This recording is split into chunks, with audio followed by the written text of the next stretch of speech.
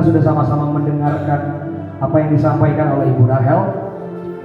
Tadi waktu saya dengerin sambil saya bertugas di sana, saya nangkap satu pesan yang menurut saya ini yang juga sangat mengena di hati saya. Hari-hari ini yang namanya iblis itu sedang mencoba merusak yang namanya generasi muda.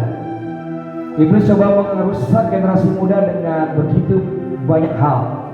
Saya termasuk generasi muda yang sempat dirusak, teman-teman.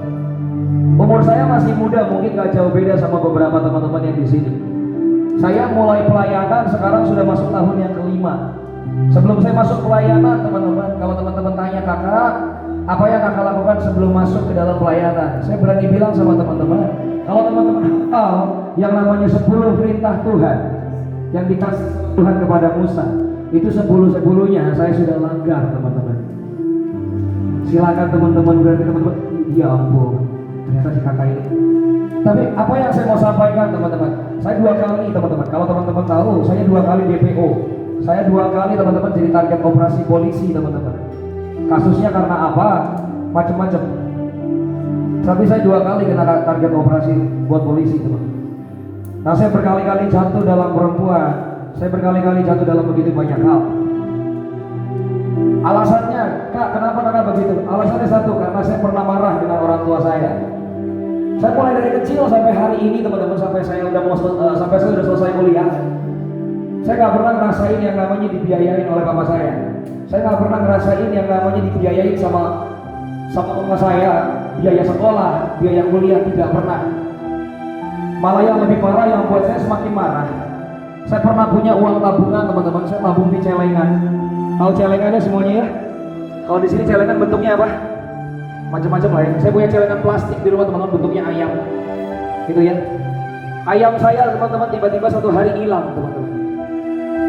Saya yakin betul di ayam saya itu ada begitu banyak uang yang cukup untuk bayar uang sekolah saya, SPP sekolah saya. Tapi hari itu ayam saya hilang.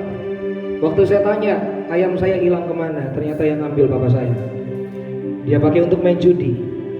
Dan hari itu, teman-teman, saya kesulitan untuk yang namanya bayar uang sekolah.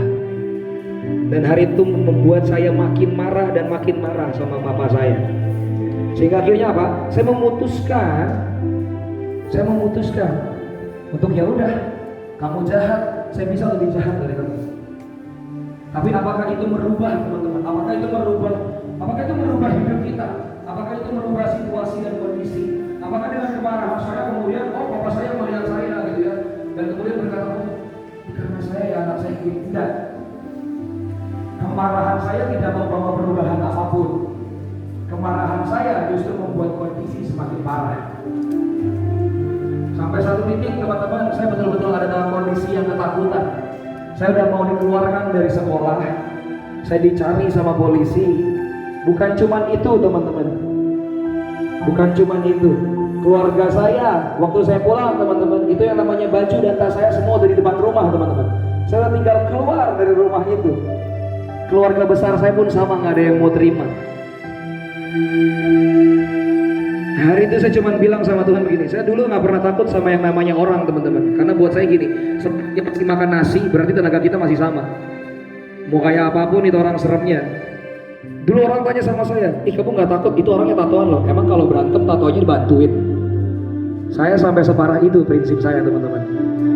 Tapi apakah merubah? Tidak. Kemarahan tidak pernah merubah apapun. Dan hari itu saya cuma bilang sama Tuhan, Tuhan, saya takut. Dulu saya nggak pernah takut dengan apapun, Tuhan, tapi saya takut hari ini, Tuhan. Kenapa? Saya baru tahu, teman-teman. Dulu saya kira teman-teman saya yang nakal. Dulu saya kira teman-teman saya yang jahat itu, teman-teman. Dulu saya kira mereka baik sama saya. Ternyata tidak. Pada saat saya ada dalam kondisi paling terpuruk, mereka tidak pernah ada di samping saya. Mereka kabur, mereka menghilang. Dulu saya pikir teman-teman saya ngajak saya minum minuman keras dan lain-lain itu, saya pikir mereka orang baik. Ternyata enggak. Mereka menghilang pada saat saya kesusahan. Hari itu saya cuma punya satu. Kanan mentok, kiri mentok, ke depan mentok, ke belakang mentok, kemana lagi? Tinggal bisa ke atas.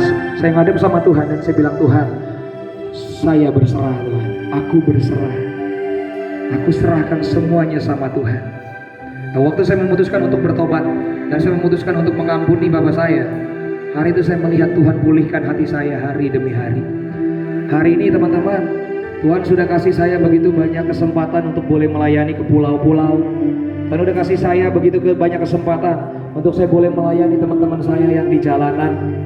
Saya di Jakarta teman-teman, nanti yang kelas penginjilan akan bareng-bareng dengan saya. Saya di Jakarta punya pelayanan khusus teman-teman untuk melayani pemulung, untuk melayani orang-orang miskin. Saya punya pelayanan khusus untuk mereka. Tapi teman-teman, prosesnya panjang. Tapi dimulai dengan apa? Dimulai dengan begini. Saya cuma punya prinsip satu, Tuhan, biar hidup saya itu terus Tuhan yang pegang. Saya mau serahkan hidup saya sepenuhnya dan seutuhnya sama Tuhan. Seringkali kita begini teman-teman, sama Tuhan seringkali kita begini. Saya akan sampaikan dengan cepat. Seringkali kita begini sama Tuhan. Tuhan, Engkau boleh ngurusin masalah sekolah.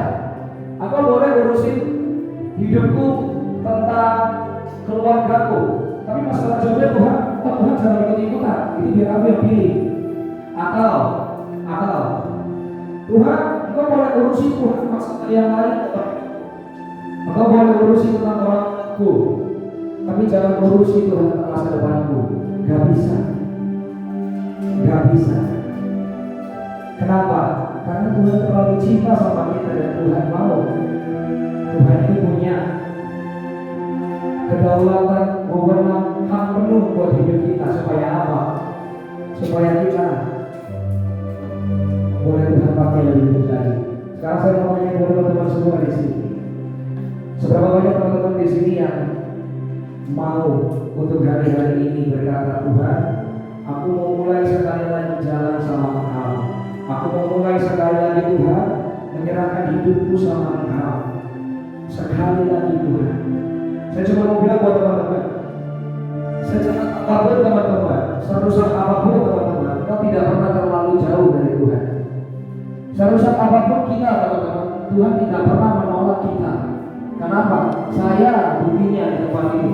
Saya bisa sampai Gorontalo di tempat ini buat semuanya. Serusak apapun kita, Tuhan kan tidak pernah bilang begini sama kita, nah, kamu udah terlalu jauh, aku malas kejarnya. Enggak. Atau Tuhan bilang kita, kamu udah terlalu kotor, aku malas membersihinnya. Enggak. Tapi Tuhan bilang apa? Di dalam firman ini bilang begini.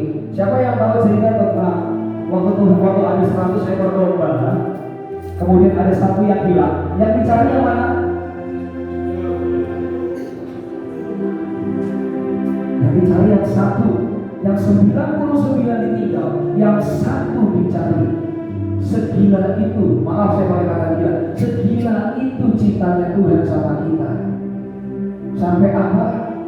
Dia rela ninggalin. Misalkan di ruangan ini kita misalkan di sini punya 100 orang, kemudian yang satu hilang pulang ke rumah. Itu Tuhan cari yang satu ke rumah, Tuhan bawa lagi ke sini. Karena apa? Karena Tuhan selalu ingin dekat sama kita. Hari ini buat teman-teman yang tahu bahwa Tuhan, aku tahu aku perlu Tuhan untuk mulai sekali lagi berjalan bersama dengan Tuhan. Saya cuma undang teman-teman, angkat tangan teman-teman aja di tempat duduk teman-teman masing-masing. Dan biarkan saya berdoa buat teman-teman semuanya sambil kita nyanyiin lagu ini sekali lagi. Terima kasih Tuhan. Ya Bapa, ini aku anakmu, layakkanlah. Mari nyanyikan ini teman-teman. Hidupku, ya Bapa, ya Bapa,